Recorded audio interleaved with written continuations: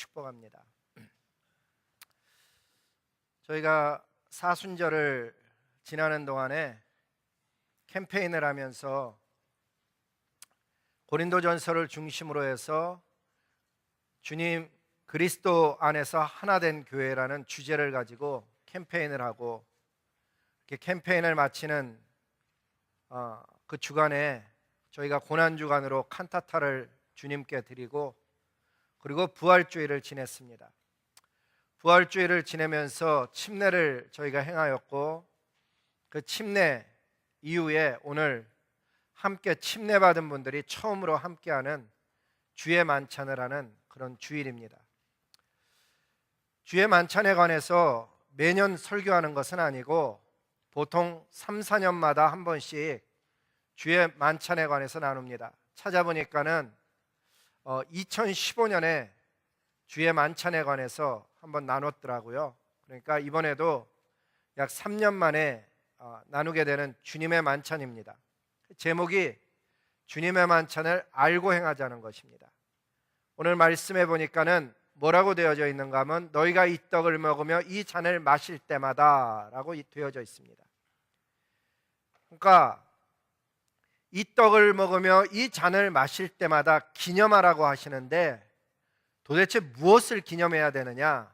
그 기념이라는 단어가 영어에 보면 Do this in remembrance of me 그렇게 되어져 있거든요. 그러니까는 뭐를 기억해야 되느냐 하는 내용인데, 그 내용 5가지를 오늘 함께 나누기를 원합니다. 여기서 먼저 나오는 단어 기념이라는 단어를 보면 아남네신이라는 것인데, 이것은 회상하다 혹은 기억하다라는 것입니다. 다시 얘기하면 그날 우리가 주님과 함께 그 떡과 잔을 나누었지라고 기억하면서 그날 무엇을 말씀하셨는지를 기억해내는 것을 이야기합니다. 그렇습니다. 오늘도 우리가 주의 만찬을 함께 나누는 가장 큰 이유는 주님을 기억하는 것인데, 이 기념하라는 말씀의 내용을 묵상해 보면 5가지를 정리해 볼 수가 있습니다. 첫 번째는 무엇인가 하면 빵을 찢어 먹고 붉은 포도주를 따라 나누어 마시면서 기억해야 되는 것은 하나님의 아들 예수께서 그렇게 고통당하시며 자기 살을 찢어서 고통당하시며 우리를 치유하셨다라는 부분입니다. 그리고 그분의 피로, 자기의 피로 부어서 우리로 하여금 새 생명을 얻게 했는데, 죄로부터의 자유, 죽은 이후에 모든 죄값에 대한 페이를 하시고 정결케 하셨음을 기억하는 것을 의미합니다. 그렇게 자기의 피로 우리에게 부어서 우리로 하여금 새 생명을 얻게 하셨을 뿐만 아니라 정결케 하셨다, 나를 깨끗게 하셨을 뿐만 아니라 치유하셨다라는 것에 대해서 이사야서는 이렇게 그 이유를 기록을 합니다. 같이 한번 읽어볼까요? 시작. 그가 찔림은 우리의 허물 때문이요 그가 상함은 우리의 죄악 때문이라. 그가 징계를 받음으로 우리가 평화를 누리고 그가 채찍에 맞음으로 우리는 나음을 받았도다. 아멘. 따라서 주의 만찬을 대할 때마다 내가 죄와 허물을 용서받은 자라는 것, 그것 때문에 하나님께 감사와 영광을 돌려야 될 것이고, 주의 잔을 받을 때마다 내가 용서받았을 뿐만 아니라 치유받은 자라는 자각이 있어야 됩니다. 하나님과 화목되어졌다, 내가 치유받았다. 그래서 그 나음을 받은 삶에 대해서 하나님께 증거하는 삶을 우리가 나가서 전해야 된다는 사실을 기억해야 되는 것입니다. 사람들마다 구원받은 날이 있습니다. 저도 저희가 구원받은 날, 제가 하나님 만났다고 생각하는 그날이 있거든요. 근데 세월과 함께 그 기억이 흐려져 갈 때가 있습니다. 구원에 대한 감격, 기억이 흐릿해질 때마다 주의 만찬에 참여하면서 맞아, 주님이 그때 나를 그렇게 구원하셨지 라고 다시금 기억해내는 것을 이야기합니다. 뿐만 아니라 내가 어쩐 존재인지, 치유받은 존재일 뿐만 아니라 정결함을 입은 존재라는 것, 그리고 내가 사명을 가진 존재라는 것을 이 주의 만찬을 할 때마다 다시금 기억해내는 것입니다. 두 번째 보면은 주의 만찬하면서 기억해야 되는 것은 죄에서의 해방은 물론이고 하나님 아버지와 화목하게 된 삶을 살 수 있게 된 것을 기억해야 됩니다. 하나님 아버지와 화목하게 살게 됐다는 것을 어떤 분은 너무 어려서부터 많이 들어서 그걸 별거 아닌 것처럼 생각합니다.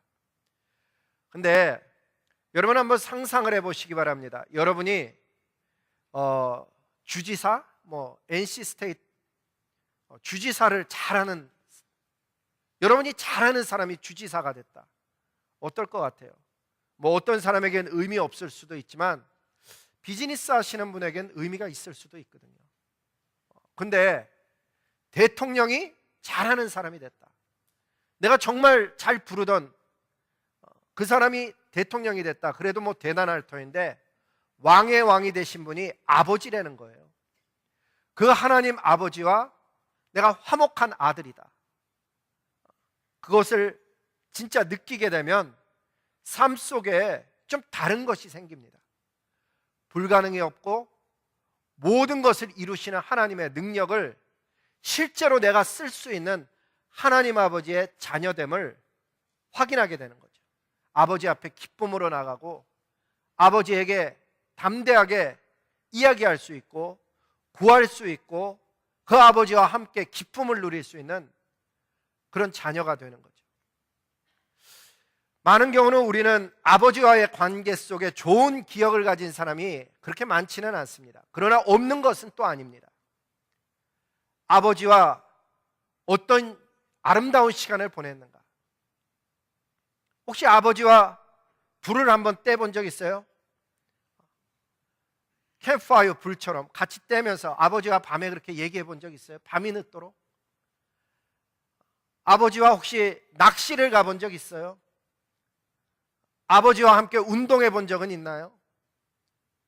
그 아버지와 함께 즐거운 시간을 얘기해 본 적은 있나요? 우리의 기억 속에 아버지가 어떻느냐에 따라서 아버지와 화목됐다는 것이 다르게 느껴진다는 거예요. 소원하기는 하나님 아버지와 화목된 사건이 얼마나 놀라운 사건인가가 실제 경험될 수 있기를 주님의 이름으로 축복하는 것입니다.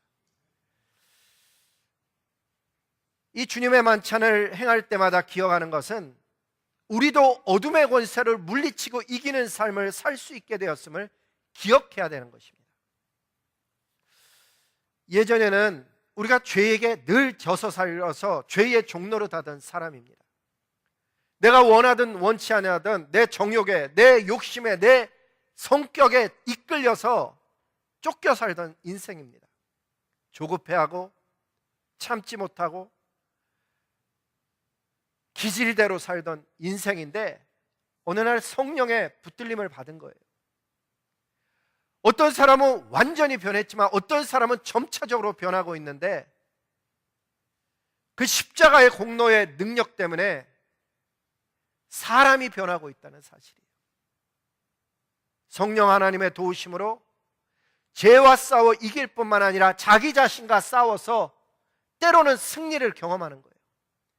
옛날 같았으면 분명히 화를 냈으리를 기도하는 사람이 되어졌고 의지하는 사람이 되어졌고 자기의 힘으로 어떻게 해보려던 사람이 하나님 뜻대로 그냥 따라가려고 하고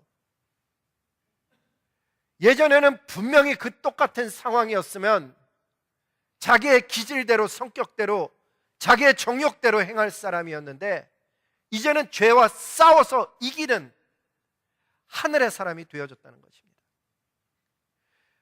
자기만 치유받을 뿐만 아니라 다른 사람까지 치유하는 사람이 되어졌어요. 주님의 만찬에 참여했던 제자들은 훗날 이런 기도를 드렸습니다. 손을 내밀어 병을 낫게 하옵시고 표적과 기사가 거룩한 종 예수의 이름으로 이루어지게 하옵소서. 아멘. 여기서의 손을 내민다는 것은 내가 손을 내민다는 얘기가 아니에요. 주님이 손을 내밀어서 병을 낫게 해달라는 의미예요. 그리고 표적과 기사가 예수의 이름으로 이루어지게 하옵소서. 예수님 믿으면서 인격적으로 믿는 것 되게 대단히 중요하지만 인격만 가지고는 안 된다는 사실이에요. 예수님 믿으면서 하늘의 능력, 기사와 이적을 경험해 보지 않으면 실제적인 영적 전투를 해낼 수가 없습니다. 영적 전투라는 것이 어떤 사람은 대단히 크게 생각하는데 작은 부분서부터 큰 부분까지 있어요. 작은 부분, 자기 안에 일어나고 있는 일들이에요. 하나님께 좀 가까이 가보려고 그러면 자기 안에 분명히 어떤 일들이 일어나요. 별거 아닌 일에 화를 내갖고, 별거 아닌 일에 열을 내갖고 정말 좋은 일들을 못 보는 거예요. 영적 전쟁이라는 게 작게는 그런 화, 성격, 기질의 이야기에서부터 시작을 해갖고 좀 더 나아가면 어떤 부분은 그런 얘기를 하거든요. 목사님, 저희는 일주일 내내 잘 지내다가 꼭 교회 올 시간쯤 되면 싸웁니다. 어떤 부분들은 꼭 그런 일들을 겪거든요. 어떤 사람은 그렇게 주일이 아니고 하나님께 가까이 가려고 하면 꼭 무슨 일을 겪는 사람도 있어요. 하나님께 좀 가까이 나가고 헌신하려고 하면 꼭 무슨 일인가가 일어나서 그 하나님을 꾸준하게 섬기지 못하게 하는 거예요. 1, 2년? 길면 4, 5년? 영적 전쟁이라는 것이 인격의 문제만 가지고는 해결이 되는 게 아닌 거예요. 소원하기는 이 살과 피를 먹으면서 예수 그리스도가 내 안에 들어와 나와 연합되고 예수 그리스도의 피가 내 안에 들어와 나를 구성한다는 게 깨달아져서 그 이름으로 죄를 이기고 그 이름으로 정말 기사와 이적을 일으키는 하늘의 일꾼들 다 될 수 있기를 주님의 이름으로 복을 비는 것입니다. 네 번째는요, 주의 만찬은 우리가 그리스도 안에서 하나임을 기억하는 것입니다. 성경 말씀해 보니까 떡이 하나요 많은 우리가 한 몸이니 이는 우리가 다 한 떡에 참여함이라. 예수 그리스도를 의미하는 거예요. 저기 떡이라는 것은 예수 그리스도, 그 빵을 나누어 먹은 공동체니까 우리가 예수 그리스도의 살 함께 피를 함께 마신 우리가 한 형제된 한 몸이라고 성경 기록을 합니다. 한 몸이라는 것은 아프면은 다 같이 아파요. 한 몸이라는 것은 경험하는 거에 따라서 다 각기 다르게 경험되어지는 것이 아니에요. 같은 것을 경험하거든요. 그래서 한 지체가 약하면 비난하는 것이 아니고 저 약함이 나의 약함이라고 깨닫고 하나님 앞에 엎드리는 것이죠. 또 마지막은 주의 만찬을 하면서 기억하는 것은 우리가 장차 주님의 나라에 들어가 새로운 포도주로 주님과 함께 먹고 마시게 될 것을 기억하려는 거예요. 그날이 오기까지 이 땅에서 하늘을 사모하고 하늘의 가치와 방식으로 살아야 함을 주님의 만찬에 참여할 때마다 기억을 새롭게 하는 거예요. 주님이 이렇게 말씀하셨거든요. 진실로 너희에게 이르노니 내가 포도나무에서 난 것을 하나님 나라에서 새 것으로 마시는 날까지 다시 마시지 아니하리라. 무슨 얘기예요? 기다리겠다는 얘기거든요. 내가 너희와 함께 다시 마시는 날까지 기다릴게. 주님이 아직도 기다리고 계셔요. 그리고 우리는 어느 날 그 주님과 함께 새 포도주로 주님과 함께 잔을 나누는 날이 반드시 올 거예요. 그런 소망이 진짜 있느냐 하는 거예요.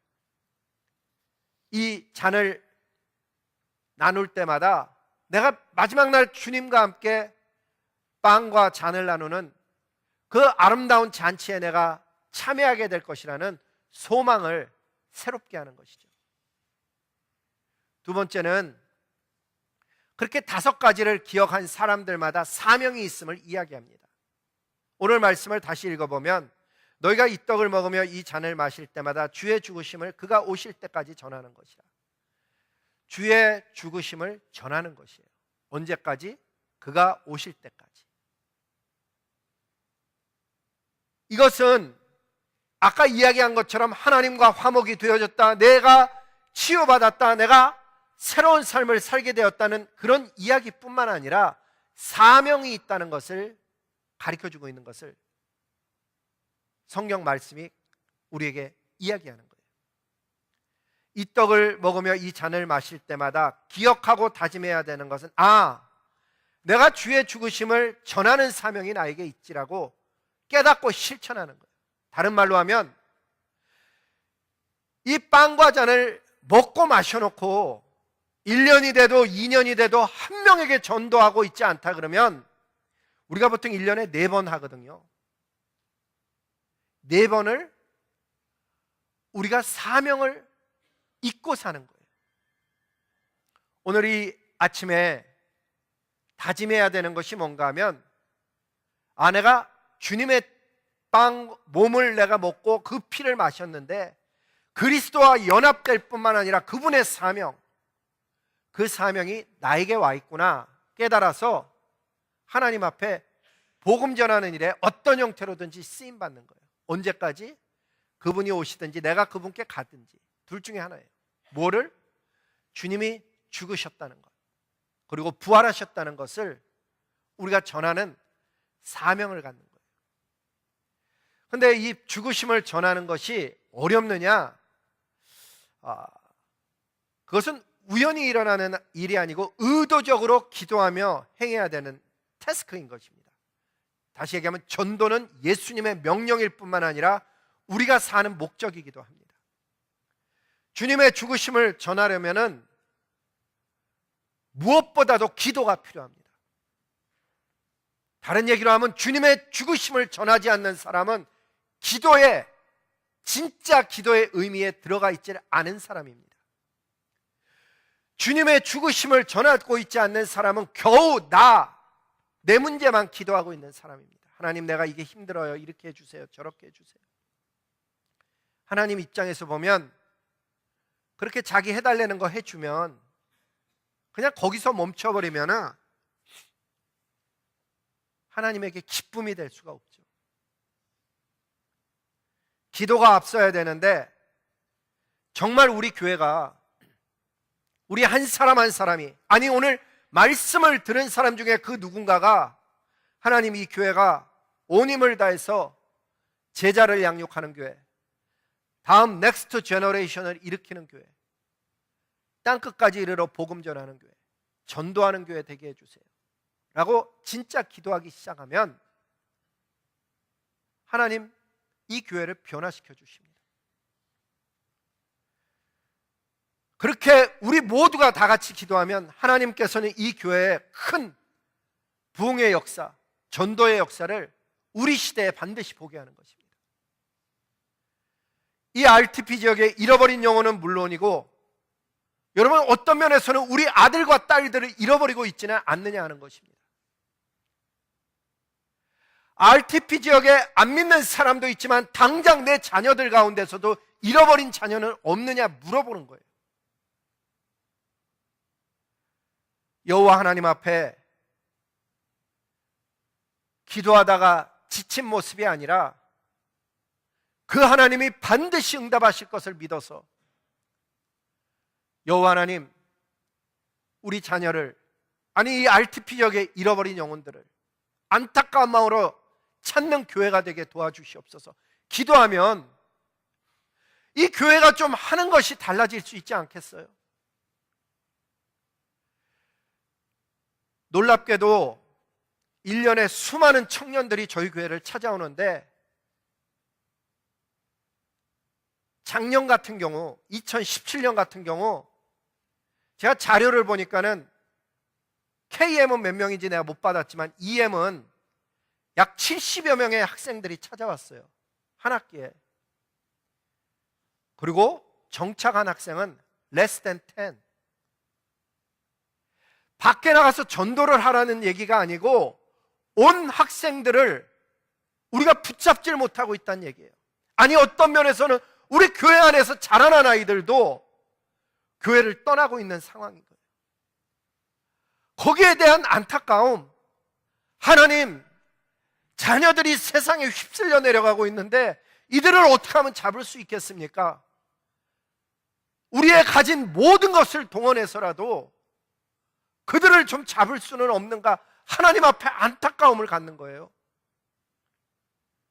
그게 어디서부터 시작되냐? 기도에서부터 시작된다. 기도하면 하나님이 지혜를 주셔요. 기도하면 능력을 주셔요. 기도하면 보여주셔요. 기도하면 일으키시거든요. 밑에 농구장을 설치를 했어요.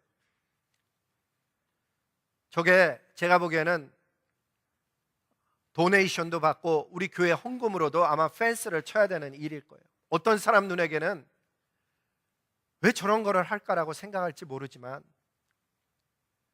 어떻게 하면은 우리 청소년들에게 좀 교회에 와서 놀고, 교회에 와서 친구를 사귀고, 교회에 와서 시간을 보내며 함께 믿음의 친구들을 좀 만들어줄 수 있을까? 제 생각은 그거 딱 하나예요. 교회가 무슨 농구장이 필요하겠어요?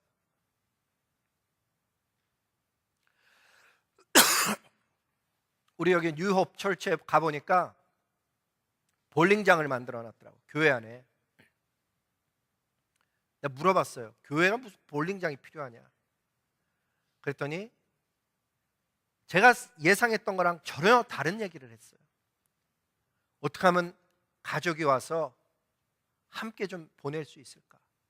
어떻게 하면 다른 밖에 친구들도 함께 와서 전도할 수 있을까 해서 그걸 설치했다는 거예요. 제가 보기엔 그만한 효과가 있는지는 모르지만 그 마음, 태도, 생각은 도전이 되더라고요. 우리는 잃어버린 자녀들을 위해서 무엇을 투자하고 있는지, 아니 어쩌면은 교회는 허구한 얘기, 나가서 전도해야 됩니다. 여러분 주에 만찬하고 전도해야 됩니다. 그리고 나가서 전도 하나도 하지 아니하고 사는 그런 예배를 계속 드릴 것인지, 아니면 정말 가슴 속에 내가 주님의 살과 피를 막 먹고 마셨는데 내가 가진 재산, 내가 가진 시간, 내가 가진 재능 가지고 어떻게 하면 잃어버린 영혼들을 하나님께 데려올 수 있을까? 누군가는 그것에 열을 내야 되지 않을까 생각하는 거예요. 주의 만찬은 그냥 때가 돼서 하는 그런 게 전혀 아니라는 것을 우리는 다 알아요. 근데 진짜 그렇게 사느냐?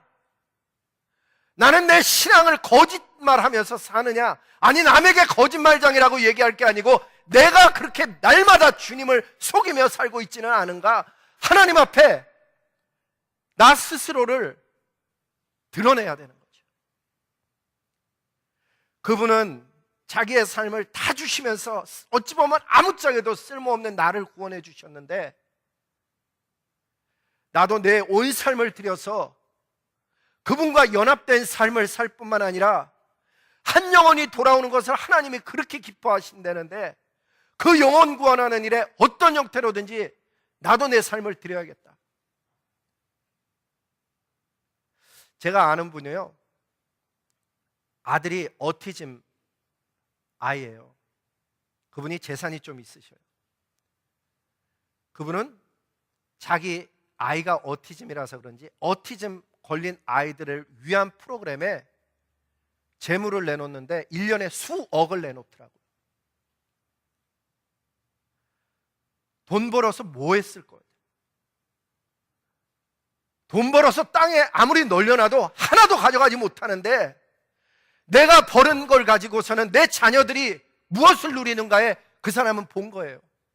세상 사람도 그러할진데 우리 자녀들이 하나님을 떠나고 있고 교회가 1년에 1000개에서 1500개가 문을 닫고 있다면 하나님의 자녀로서 나는 뭐 해야 될까? 우리가 교회 개척한 거, 어떤 사람은 작년에 저한테 그 얘기 사람들 앞에서 하더라고요. 갑자기 친인척들은 교회 안에서 일하지 못하게 하는 법안을 누가 발의하더라고요. 왜 그랬나 했더니 교회 개척에서 혹시나 대니나 누구 우리 아이들 줄까 봐. 제가 속으로 깜짝 놀랐어요. 아니 우리 대니는 한국말을 할 줄 모르는데 무슨 교회를 물려줘 갖고. 교회 개척을 하는 이유는 하나님께서 영혼을 전도하라 그러는데 오히려 교회가 문을 닫고 있길래 너무 안타까워서 하나님 제 시대에 많이는 못하지만 몇 개라도 주님 앞에 해드리고 싶습니다 해서 교회 개척을 하기 시작했는데, 여러분 지난 부활절 새벽에 혹시 보셨나 모르겠어요. 누가 일부러 그렇게 만든 거 아닐 텐데 혹시 그 뒤에 이 지역교회 리스팅 본 적 있어요? 새벽기도 오셔갖고 거기 보면 14개 교회가 리스팅이 되어 있는데요, 22년 전에 제가 처음 노스캐롤라이나 땅에 와서 이 RTP 지역에서 주보를 딱 새벽에 전체 교회를 받았는데 11개 교회에 있었어요. 11개 교회. 22년 전에 11개 교회에 있었는데 22년이 지나서 보니까는 14개 교회가 돼 있고 하나 교회, 제작교회가 준회원으로 되어 있더라고요. 준회원까지 합치면 15교회예요. 15교회 중에 우리 교회랑 릴레이 된 교회가 5교회예요. 다시 얘기하면 우리 교회에서 나가서 교회가 세워지지 않았으면 22년 동안에 마이너스가 됐다는 거예요. 다른 사람들은 보고 아무 생각 없이 박됐지만 제가 그걸 보고요, 22년 동안에 어떻게 이 지역은 마이너스가 날 수 있을까?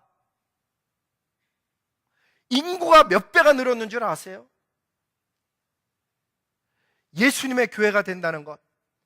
성경에 보니까 이렇게 기록이 되어 있어요. 하나님이 전도할 문을 우리에게 열어주사 그리스도의 비밀을 말하게 하시기를 구하라.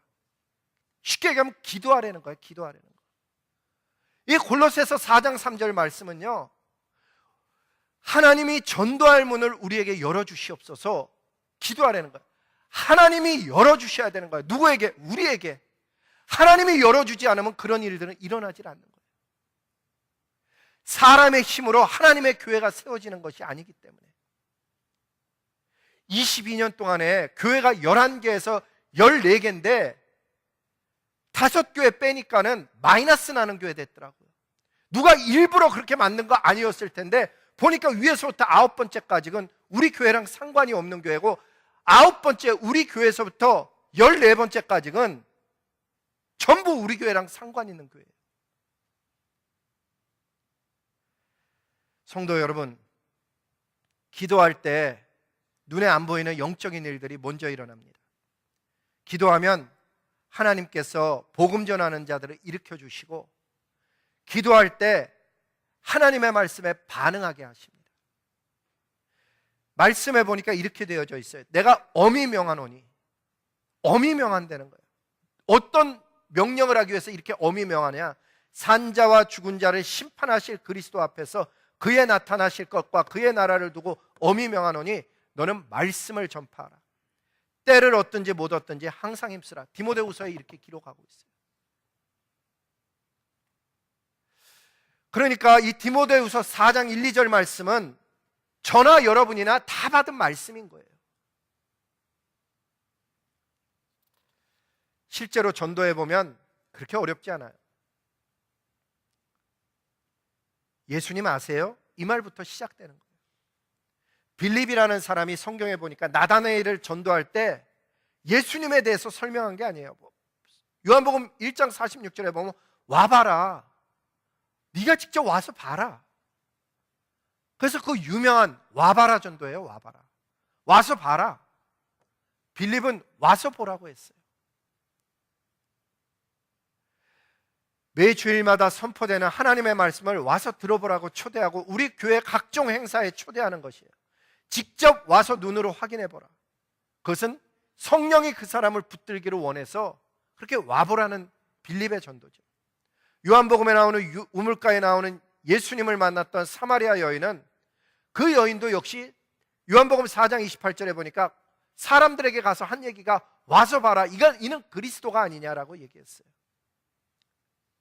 반면에 안드레는 와봐라 정도가 아니고 베드로를 데리고 예수님께 나갔죠. 요한복음 1장 40절서부터 42절에 보니까는 데리고 나오는 것은 우리의 임무이고 사람을 변화시키는 것은 성령의 역사라고 성경은 기록을 합니다. 그러니까 데리고 나오는 와봐라 전도도 있지만은 안드레처럼 베드로를 데리고 오는 것도 있는 거예요. 니고데모처럼 스스로 예수님을 찾아온 사람도 있죠. 요한복음 3장 1절서부터 2절에 보니까 니고데모는 스스로 찾아왔어요. 우리 교회도 정말 많은 분들이 1년 되면 스스로 찾아와요. 아니, 더 정확히 표현하면 성삼위 하나님께서 이 교회 속에 기도와 수고와 노력을 가상히 여겨서 동서남북 사방에서 사람들을 보내어주고 있습니다. 그렇게 보내어줄 때 저와 여러분이 해야 되는 일들은 기도하는 거예요. 하나님, 이 사람을 변화시켜 주시옵소서.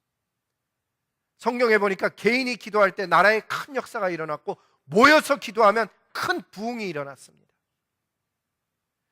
우리 믿음의 선조들은 그래서 현실 세계를 이기기 위해서 눈에 보이는 현실 세계를 기도로 이겼어요.